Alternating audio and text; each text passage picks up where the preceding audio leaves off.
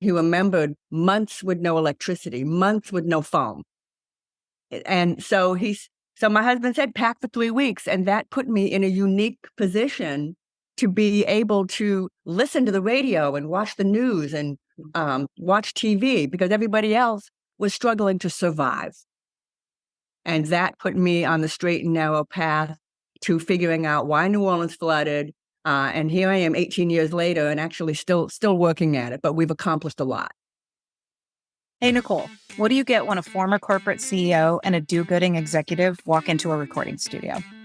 Well, Aaron, nothing, because the two of us are usually on my couch or Zoom, because wine.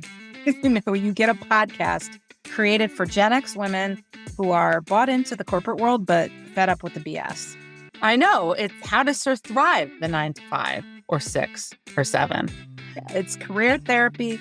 It's comedy. It's definitely full-on authenticity. Basically, we give you tangible strategies to rise in your career without compromising everything else. Because work doesn't have to suck. Hey, welcome back to the Because Work Doesn't Have to Suck podcast. This is Erin, one of the co-hosts. I'm here without Nicole today doing an interview, and I'm a former corporate CEO turned authenticity addict, I guess. I'm a global speaker and business coach, and our podcast is so focused on you, the Gen X female leader that's sitting in corporate. You're bought into corporate, but you're just burnt out from the BS, and you want strategies and inspiration and things to figure out how you can do things your own way.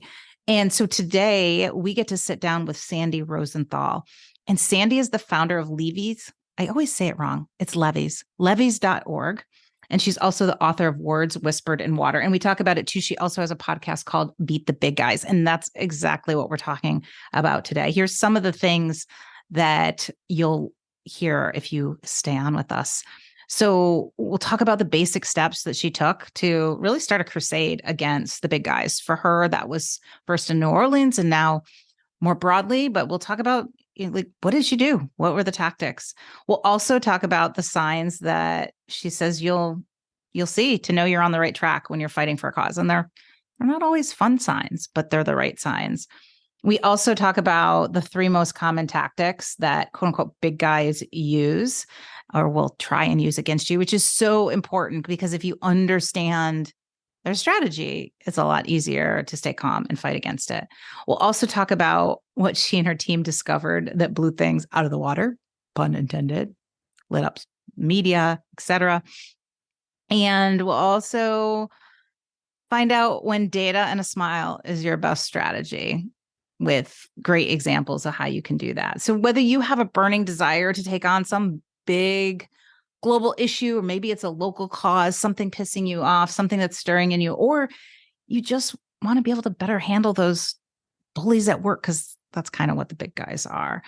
I know that you'll love this interview because you'll find it inspiring, but also lots of tangible things and stories and things you can do to win. So without further ado, enjoy my conversation with Sandy Rosenthal. I would love to start because I don't know much about you before you fought the big guys. Tell us about Sandy, sort of pre-reckoning with the big guys. Sure.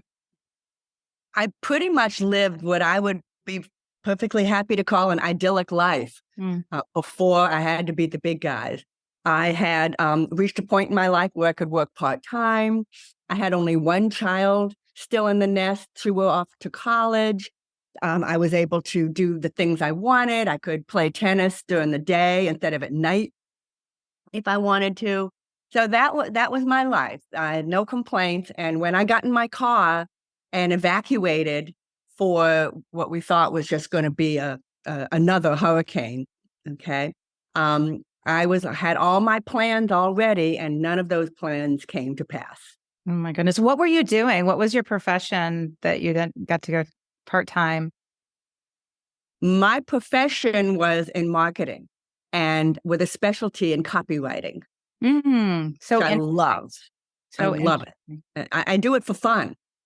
Oh, that's good to know. That's good to know. So then, you lived in New Orleans. You still do, right? I still do. and Katrina came. And tell us what happened there. Were you in the middle of it, and sort of what triggered your crusade, I guess?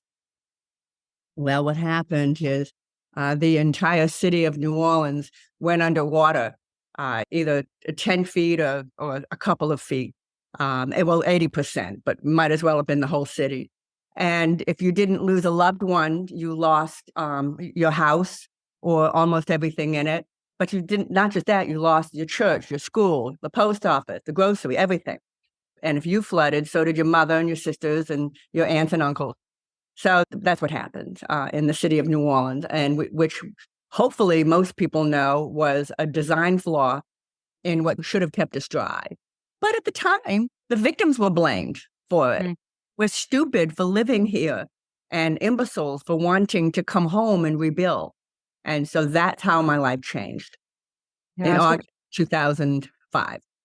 So, yeah, tell us more about, obviously, people were sort of taking care of their stuff. It sounds like you had a little bit of a reprieve because you were prepared. You had planned, your husband had forced you to sort of plan to be out of town. So, yeah, tell us a little bit about what you decided to do. Sure. My situation was, I can say this without perjury, unique. I believe I'm the only person in the city of New Orleans who packed for 3 weeks. Everybody packed for 2 days. And part of the reason, a big reason, was because my husband had already been through Hurricane Betsy 40 years earlier. And he remembered months with no electricity, months with no phone. And so my husband said, pack for 3 weeks. And that put me in a unique position to be able to listen to the radio and watch the news and watch TV, because everybody else was struggling to survive. And that put me on the straight and narrow path to figuring out why New Orleans flooded. And here I am 18 years later and actually still working at it, but we've accomplished a lot. So, yeah, so was there a moment when you're listening to all of this and you're like, something smells wrong, something doesn't add up? Was there just something that sort of triggered this aha moment that there was something else that needed to be done? There was an aha moment in my life. That was when I was trying to explain to another resident of Louisiana how the levees were misdesigned, they should have held, and this flooding shouldn't have happened. And he got angry with me, and he told me, a resident of New Orleans, that I deserved what happened to me, and everyone else deserved what happened to them, and we deserve no help. Well, that was my aha moment. That's when I realized something's really wrong. That didn't happen with the victims of the Titanic or the victims of 9/11. About the same number of people perished in each of those disasters. So what's going on here? And that was my aha moment, where I started asking questions. The more questions I asked, the more nonsense I heard. And that's when you realize you're onto something, when you can't get a straight answer to a reasonable question. Yeah. So what did you do next? I mean, obviously you know now sort of where you're at. And this, like you said, 18-year crusade, but so many people get frustrated with the news or misinformation or the big guys sort of strong arming things, but you did something about it. Tell us more about that. Sure. We started with a rally, and we hosted a rally right outside of the Army Corps of Engineers headquarters in New Orleans. And keep in mind, there was hardly anyone in the city at that time. Most people could not come home. I was one of the lucky ones. I didn't flood. My home was on the 6 feet above sea level, which I didn't even know. So we held a rally, and we had 300 people attended that rally, which was remarkable. And consider at the time, social media was not a thing yet. Right. And that put us on the map, so to speak. So now we were visible. And immediately, don't you know what happened is I started getting harassed and attacked by the Army Corps of Engineers. And also I got harassed and attacked by engineering trade groups. So that's when I realized, okay, something's up. If I'm getting a little me, I was just a housewife that did marketing and had a couple of kids. And why are they going after me? Well, because they didn't like what I was saying. Yeah. How did you start? I mean, so everybody listening to this, because part of what I want to talk about big picture is how do you, like you say in your podcast, which is called Beat the Big Guys, how do you beat the big guys? And not obviously maybe as an activist like you are, but also in your corporate world or just in life in general. And so I really want to go back to, you said we held a rally. That's the first thing. What were some of the steps you took? And I listened to another podcast you mentioned at some point saying you were looking for a celebrity because you felt like you needed a spokesperson. So maybe walk us through how you went from sort of pissed off on the couch to actually organizing things and then eventually creating this organization. Certainly. It all starts with just speaking up and just saying out loud the words that you believe. It starts with that. And what happens when you speak out, other people will join you. In my case, I was evacuated from the city of New Orleans about 2.5 hours away. So I use email. At least we had email in 2005. And I used email and I started talking about the things that I believed were happening. And other people started agreeing with me, said, yes, I agree with you. And then the next thing that after I had that aha moment that I spoke of, my son, the kids know everything. He was 15 years old at the time. He said, Mom, if you come up with a mission and I will develop a website for it. So he did that. He created a website and I wrote out a mission, which is education about the true reason New Orleans flooded. Real simple. We called it levees.org. No one even knew what a levee was at the time. So that URL was available. Levees.org, keep it simple. And the first thing I did, which was actually a dumb idea, but I didn't know that, was I did a petition to the president. Well, I now know petitioning the president is not the way to get anything done of the United States. But I didn't know that. And I put a petition on the website asking then President Bush to keep his promise to rebuild the levees bigger and stronger. And I put that up on the website, the old-fashioned thing, sent it to family and friends, and they sent it to their family and friends. And overnight, we got 200 signatures.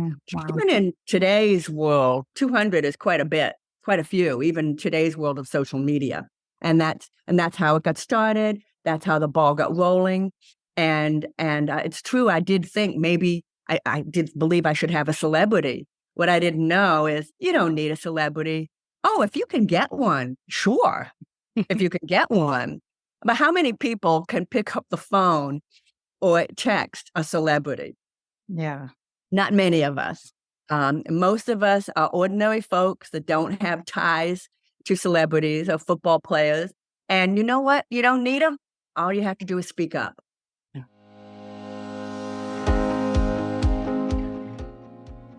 Hey there, it's Erin. I'm just popping in real quick to ask you a question. Is there any chance you know someone who is looking for a keynote speaker for their upcoming event?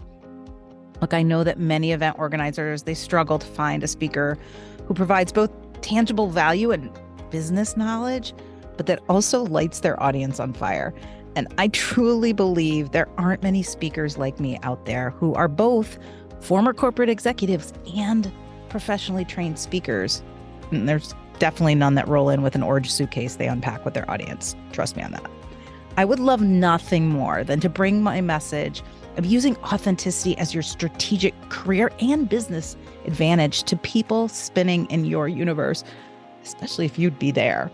I promise my talks always create an immediate buzz, but not just right after, but for months and years after the event is over. You can learn more about my message, style, and reviews, and share my speaking info by going to beauthenticinc.com/keynote-speaking. That's B, just the letter B, authenticinc.com/keynote-speaking. Or of course, we have it right in the show notes to make it easy for you too.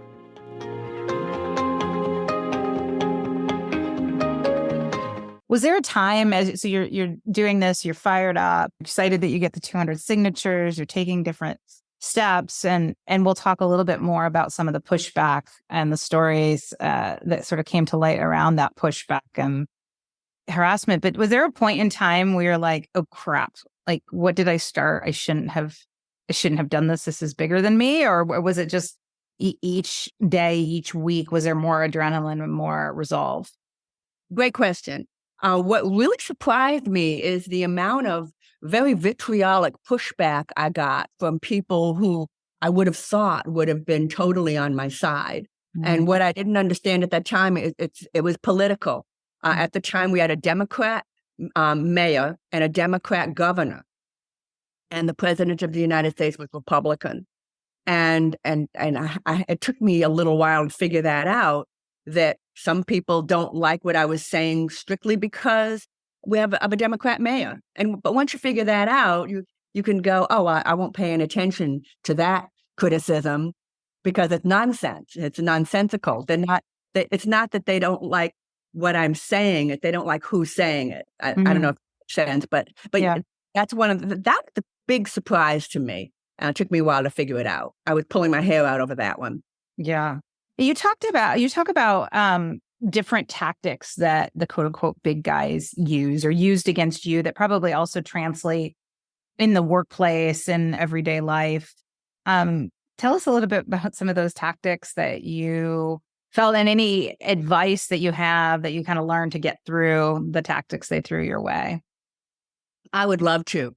I believe the number one most commonly used strategy that the big guys use to keep their agenda, to keep their money, keep whatever it is they don't want you to find out, is they avoid discussing the issue.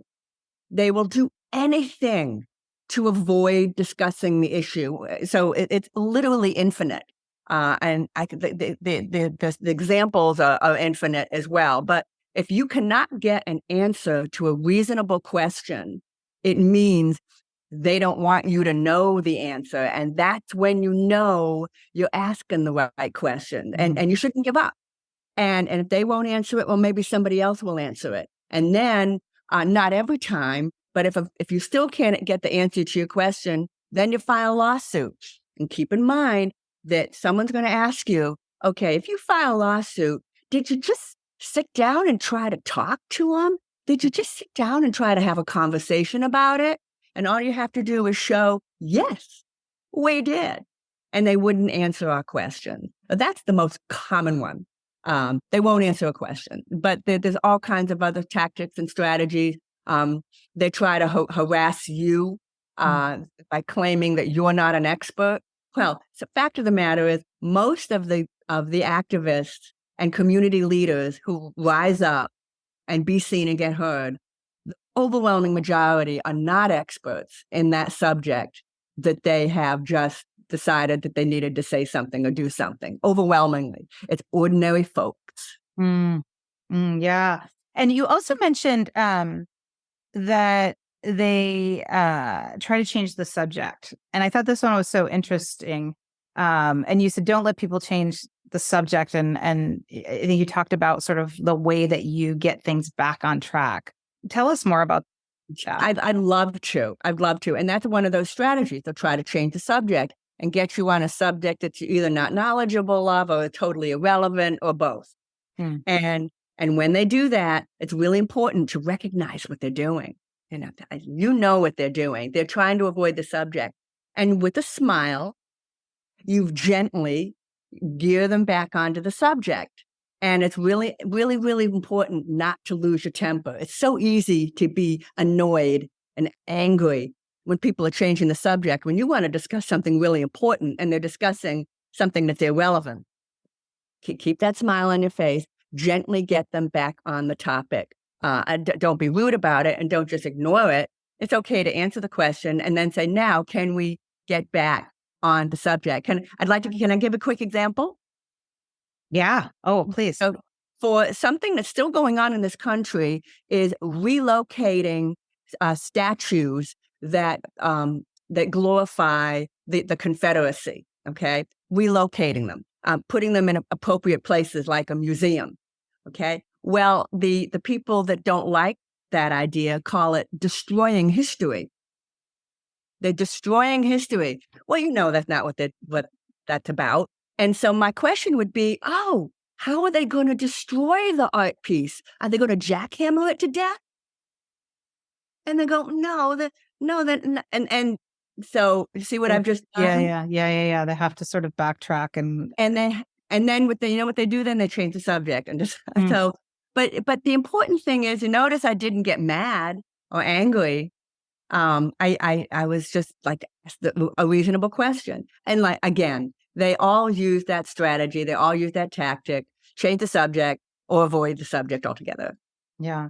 One of the things that you talked about, I think this was a good point, I've heard you talk about, is that actually being an everyday citizen, and not an expert, which you mentioned, actually, is the best case scenario to fight these things because you sort of have less to lose, if you will. So you're talking to somebody who's got an issue on their mind or a quote unquote big guy they want to fight. Why them as sort of an everyday citizen? What would you say to them? What would you do to pump them up? Well, as you mentioned, many of these experts are in the middle of their careers and are concerned about maybe potentially losing a contract if they're associated with a particular type of cause, and those people, there's fortunately there's other ways that folks like that can contribute. They can contribute money, they can contribute expertise, without having to put their face on it. But that's definitely an issue. It was a struggle for me. So many people, I mean, in my case, the Army Corps of Engineers was also a big employer in the city of New Orleans. And a restaurant owner couldn't help me with my cause because a lot of the employees go to her restaurant for lunch. And I had to understand. However, she could help in other ways that we would keep between us. Got it. I got it. So take us more through the story. I mean, listeners are probably like, "Oh, this is all great," but what happened with sort of activists? Like, tell us more about sort of the journey you went on and what you were able to achieve. In the beginning, I did get treated as I was, you name it, I was called it. I was called an uptown housewife with nothing to do, and or exploiting my son. You name it, I was called it. But again, that gave me strength to take the time and trouble to say these things about me means that they didn't like what I was saying. So you get past that. In the beginning, you just have to keep going, and then over time, bit by bit, as long as you continue to always be reasonable, always be credible, always ask the right questions, never exaggerate, you start to develop credibility, and it grows and grows and grows. And one thing for sure, I can tell anybody out there, it's going to take a little longer than you thought and be a little harder than you thought, but it's going to be oh so worth it. So what were you able to achieve? Were they eventually? So I know you had a lot of pushback. I know you even mentioned a story about uncovering employees of the U.S. Army Corps of Engineers sort of making comments not under their title of who they worked for. But tell us more about that, and then just sort of, were you able to really make change? Sure. I can give you two examples. The most memorable example is when using back-end tools available to any amateur, I was able to figure out that the Army Corps of Engineers employees were sitting at their desks, at their offices, using their government-issued computers and harassing me and my group online and anybody who supported me. We did it using IP addresses, which is kind of like caller ID on your phone. And so we called up the local news station, and that was very, very embarrassing for the Army Corps of Engineers. It's not illegal for them to do that, but it's very embarrassing. And the whole city of New Orleans remembers that. There's another example where the top public affairs official, the top spokesperson for the Army Corps of Engineers, disguised her identity, used a personal email address, and wrote to me saying, we're going to stop organizations like yours. And there's people are putting together ways to stop you and people like you. And you shouldn't have your rally. It turned out she was the spokesperson for the Army Corps of Engineers. And the way I figured it out is I noticed that her personal email address on LinkedIn was the same as this person. So when I realized that, I didn't find out about this until a year or two later. But the more you learn about this and the more you find out that the people harassing me, when I say harassing me, just say nasty things, okay? Yeah. The more you learn, the more you go, we're on the right track and we need to keep going. And we did. And it took a while. The reason the Army Corps fought back so hard and spent millions fooling the American people and Congress is because had the Army Corps been sued, it could have meant billions and billions for the people of New Orleans. But what ended up happening is the Army Corps was immune from lawsuit due to the Flood Control Act of 1928. However, so even though the people of New Orleans didn't get financial remuneration, at least they could throw off that cloak of shame they were forced to wear. So the findings, just to be clear, were that they said that the hurricane was just too much for any sort of structure to handle. And what you were advocating for and saying was that there was actually incorrect, engineered improperly levees that were really the cause, regardless of Katrina. Is that the case? That's stated, 90% right. The only thing I can add to that is the Army Corps also blamed local officials for stuff that's not even worth getting into, but it's just getting into the weeds. But yeah, that's basically it. They misdesigned the levees and they blamed Mother Nature and they blamed local officials. And by blaming local officials, you're blaming the people of New Orleans. And then were you able to ultimately have them officially sort of flip their position, or what was the end results, or maybe it's still ongoing even 18 years later? I don't know. Good question. Now that the lawsuit is over, the Army Corps is found immune from lawsuit. Now they're totally comfortable saying, "Oh yes, we had a misdesign with our levees, and we had a system failure," and that's all they'll say about it. And then they'll say, "We prefer to move on and discuss the future." So if you want to call that their big turnaround, yes, and they'll only say that if really pushed. They have made no official announcement, and I also want to add that no one at the Army Corps of Engineers resigned in disgrace. No one lost so much as a parking spot. Were you able, though, I would imagine you said that your mission is sort of education, and I would imagine it's future forward to make sure levees are either rebuilt or when they're built are built properly. How has your organization sort of changed the course of either the levees in New Orleans or others in sort of future state? Sure. With regard to the actual structures themselves, having organizations like levees.org out there, watching what's going on, paying attention to everything, asking questions, it absolutely must have an effect on the end product that the Army Corps of Engineers built, and that the structures that the Army Corps built. And I will say that the structures that we have now, we should have had those before Katrina arrived 18 years ago.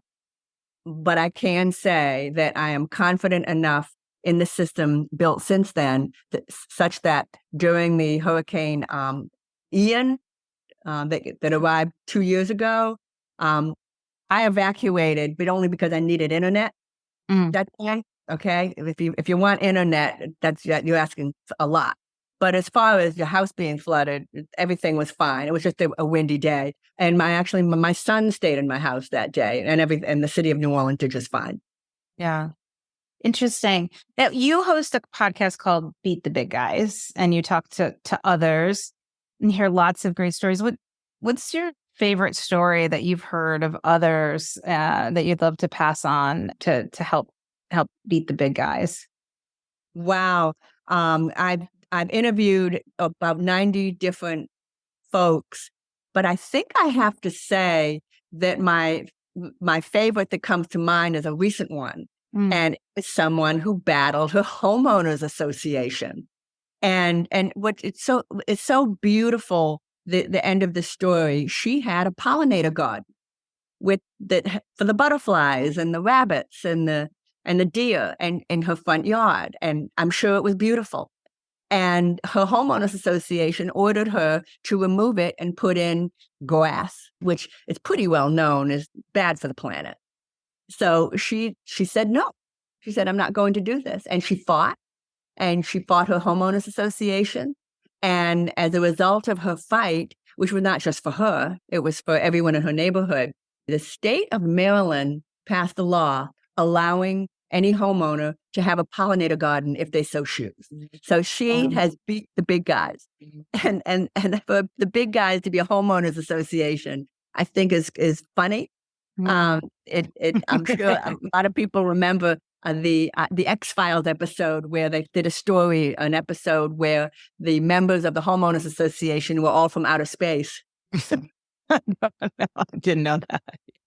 Well, that's true. I mean, when we think about big guys, right? There's a quote, unquote, big guys. And even a homeowners association, it's really the system. It's the people that, like you said, are really good at creating rules that don't always make sense, aren't always transparent, and are protected in some way, and easily make us normal people, or us little guys, feel sort of inadequate. So I love that you're doing that.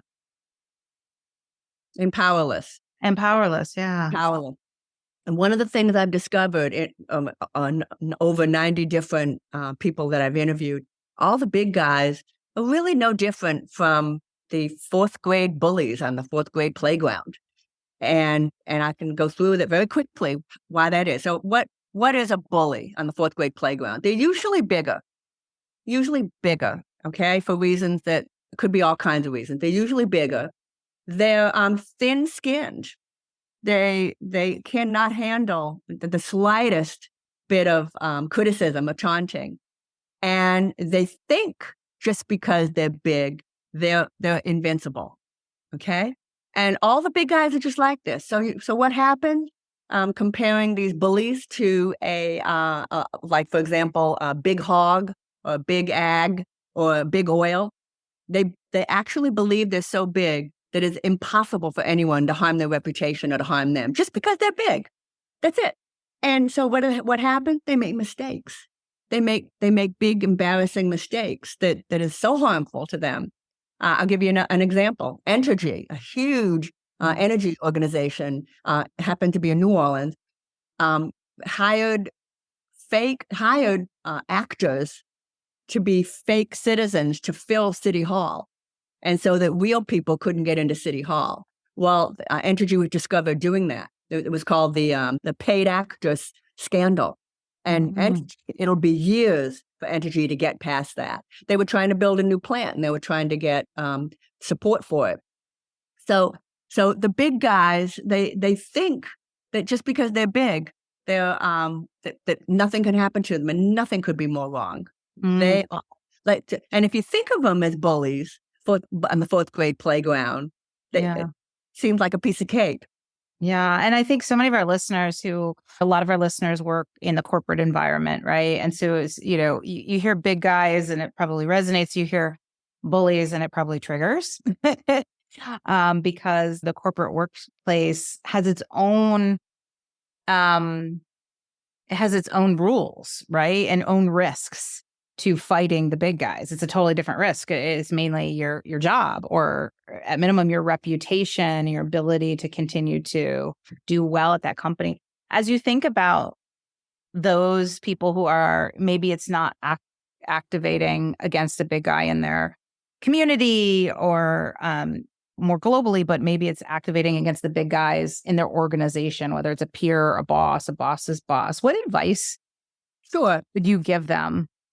Sure. One of the common things is people, usually people above you, making outsized or absurd or ridiculous assumptions about your what you could accomplish in your job. Okay. And I'd be happy to give an example.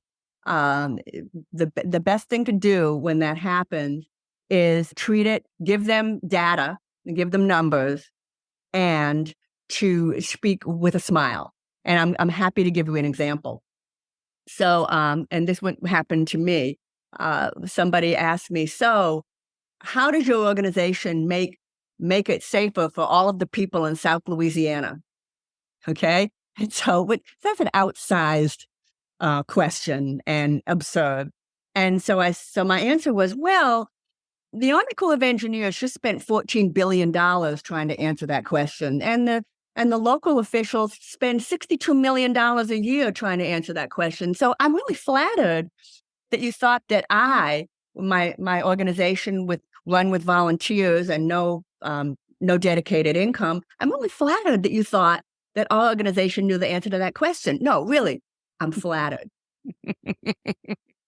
I love it. Data and a smile served up. Data and not even a shred, not even a hint of defensiveness or apology. Yeah. That's so cool. And it's a tough one. It's a tough one. I'll admit it took me a while to figure that out. What to say when people make outsized or ridiculous or absurd assumptions on how much work you're going to be able to get done and how you're going to do it. Yeah. And it happens to us all. Yeah. What are you talking about? And again, give them data and never a shred of apology or defensiveness. Mm-hmm. You must have to do a lot of deep breathing, or so what I don't know. I'm curious your technique for you get these people coming at you, whether it's via email or it's in a live situation. And you said something that's so important, right? It's important not to just sort of lash back out and play that same game, but that's hard to do, right? Our emotions just take over. I'm curious, like, have you built up different strategies that you use to sort of come at them with a calm, maybe more strategic response or question? Yeah, that's a great one. So believe me, I've made my mistakes. On a live radio show, I got a little snippy, a little snitty, and that was really the show dampened my mic, stopped my mic, and yelled, "Hey, let the guy talk!" And it was very embarrassing for me. And I was tired. It was at 6:00 in the morning. I was tired. It was a very busy week. And in hindsight, I should have told him I can't do the interview. And there are times you just have to forgo something because you're just too tired. It's just too much. And then another time I received at a press conference, I got a question that was designed to irritate me. And I got irritated. And it showed on my face. It's okay once in a while to be irritated or annoyed, but you don't want to be like that all the time. And so in response to strategies, I already mentioned one strategy. If you know you're tired or exhausted or you can't do something at 5 a.m, just say, "I'm sorry, I can't.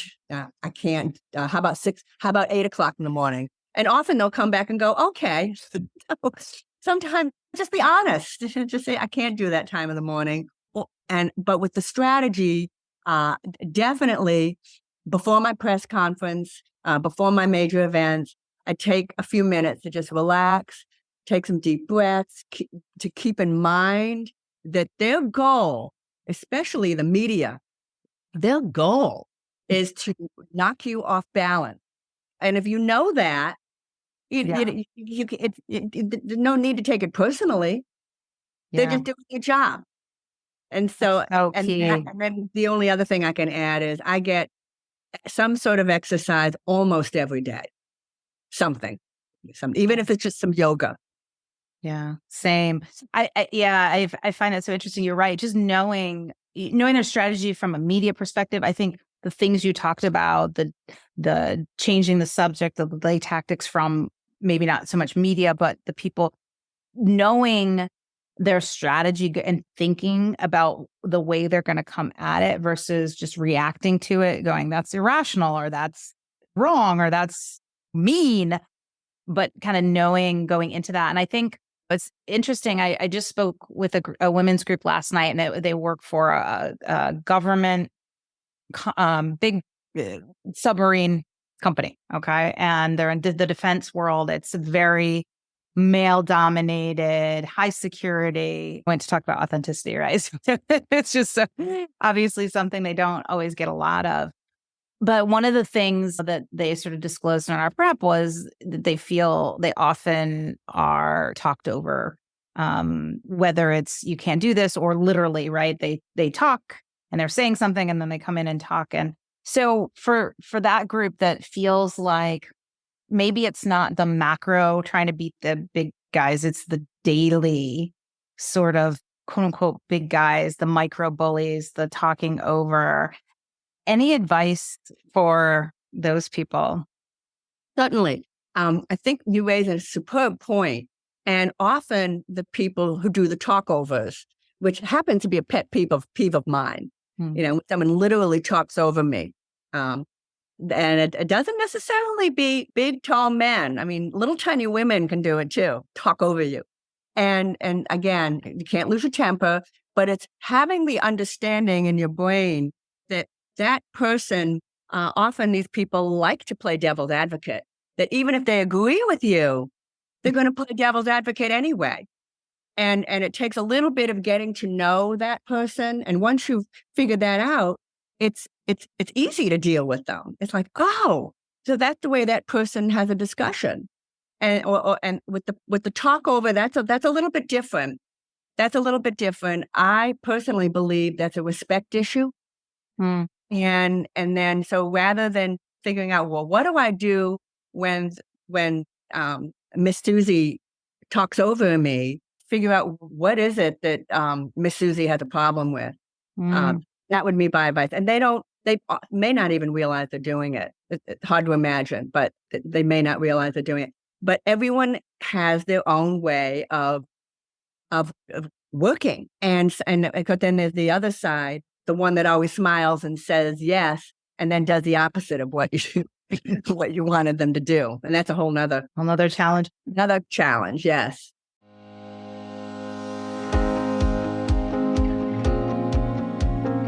Hey, Erin here. So I know we talk often about this concept of authenticity as a secret weapon to success.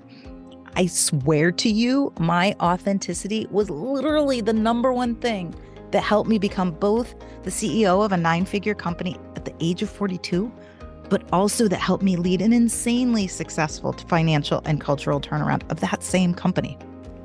But I get that authenticity as a secret weapon kind of sounds fluffy, like fluffy unicorn doo-doo that leaves you wondering, what do I actually wake up tomorrow and do differently without looking stupid or getting fired? This is exactly why I put together the Authenticity Playbook for you. It gives you 10 plays or really thought starters that are simple, actionable things that will help you up your career and leadership game. To get your free Authenticity Playbook, go to beauthenticinc.com/playbook. Again, that's beauthenticinc.com, just the letter B, authenticinc.com/playbook. Or to make it simple, just scroll down to the show notes and we've got you covered with a link there too. I think what I'm impressed by too is that we didn't talk about this, but you have a disability. You're deaf, legally deaf, right? And one more, Patty, I'm surprised that, or maybe you have, and you just haven't told us stories, that you haven't used that when somebody's being really nasty, right? Pull out the card. I'm sorry, I didn't hear you. But I think it's so interesting too that you've done such big things as a common person, and you mentioned that around the time that the levees broke, you had just started speech therapy and sort of worked on things. And I think it's just another impressive thing that you don't have to be big, you don't have to be celebrity, you don't have to be free of challenges. You didn't let any of that. That's not part of your story. That's not part of your talk track. That's not part of your excuse as you pound on the big guys. I find that really, really amazing. Well, thank you. And interestingly, that speech therapy that I took ended up being something that would actually help me. It helped me because it gave me the confidence to do a radio show at a moment's notice, or do a TV show at the moment's notice, which is often the way it works when you're a community mobilizer. So not only, for your listeners that may not know about this, if you're born very deaf, it changes the way you speak, because I'm only speaking what I'm hearing. An example is I say chicken instead of chicken. Okay, that's just one of a million examples. And so I had to take speech therapy in my 40s so that people could understand me. And taking the speech therapy because of my deafness gave me confidence. So it's interesting how it worked out. Yeah, it's amazing. You were meant to do what you did when you did it, right? And it's so inspiring. And I love that you've taken it beyond just the levees. You continue to fight for that, and beyond New Orleans, obviously, to other levees, but also with Beat the Big Guys, your podcast. And then you also have a book I want to make sure our listeners know. Words Whispered in Water. There it is. What a beautiful, with a nice winning sticker on it, Why the Levees Broke in New Orleans. And I hear it's a real page turner. And if you're listening to this and you're like, this is really empowering, but I want to hear more of the drama and the ups and the downs and the details, I really encourage people. Words Whispered in Water, which I love that title. It's beautiful. Thank you. My favorite testimonial was somebody who's not a friend, somebody who wrote on Amazon that reading Words Whispered in Water is like reading a Grisham novel on the beach in the summer in Pensacola. Amazing. I love it. Who wants to read a textbook? Nobody. Not me. Not me.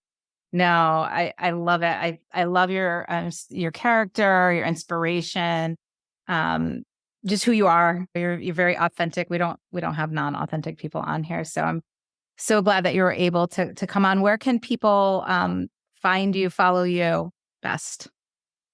The best place to go is the website that I already mentioned today, levees.org, levees.org.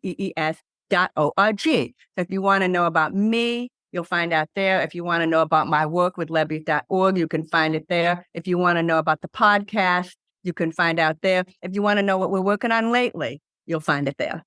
I love it. Well, thank you so much, Sandy, for spending your time and your lessons and your gifts with us today. You're so welcome. Namaste.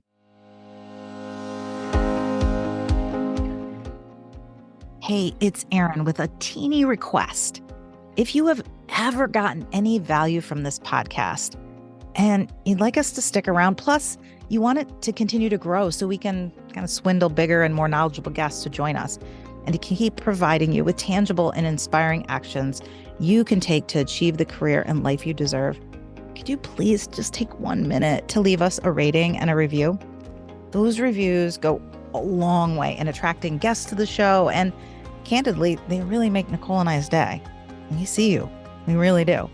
So when you have the time and inspiration, we'd love to see a rating and review from you. Thank you.